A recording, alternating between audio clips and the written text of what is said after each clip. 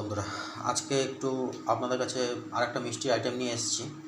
তো গোলাপ জামুন কী করে তৈরি করবেন দেখুন। আমাদের পাউরুটি প্রথমে এরকম মিহি করে নেওয়া হয়েছে।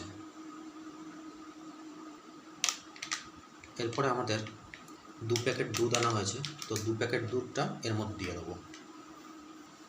এরপরে আমাদের গুঁড়ো দুধটা দেওয়ার পর এরপরে একটুখানি আমাদের জাল দেওয়া দুধ ছিল, ওটাকে ঠান্ডা করে ওটাকে দিয়ে দেবো।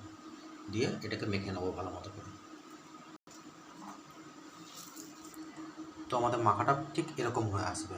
এর মধ্যে আমরা একটু আবার ঘি অ্যাটাচ করে দেবো, দিয়ে এটাকে আবার একটুখানি মেখে নেব।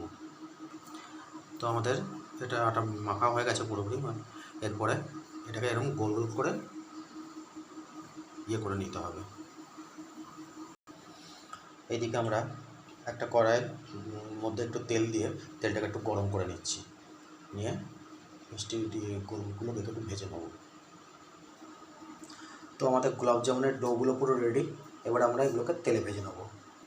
আমাদের তেলটা গরম হয়ে গেছে। এবার আমাদের ডোগুলোকে তেলের মধ্যে ছেড়ে দেওয়া হচ্ছে, দেওয়ার এগুলোকে পুরো লাল লাল করে একটু ভেজে নেব।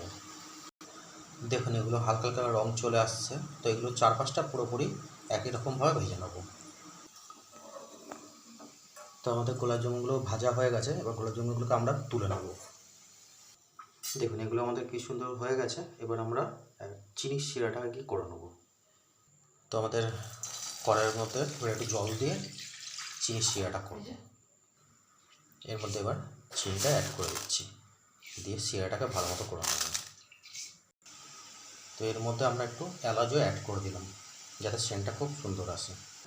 তো আমাদের চিনি শিরাটা রেডি হয়ে গেছে। এরপরে আমরা মিষ্টিগুলোকে দিয়ে দেবো এর মধ্যে। তো আমাদের মিষ্টিটা তৈরি হয়ে গেছে। আমরা এটাকে এবারে নামিয়ে একটু ঠান্ডা করে নেব। দেখুন মিষ্টিগুলো আমাদের তৈরি হয়ে গেছে, খুব সুন্দর দেখতে লাগছে আর খেতেও অনেক সুস্বাদু। যদি ভালো লাগে তো একটা লাইক, শেয়ার আর একটা কমেন্ট করে দেবেন, পারলে একটা সাবস্ক্রাইবও করে দেবেন।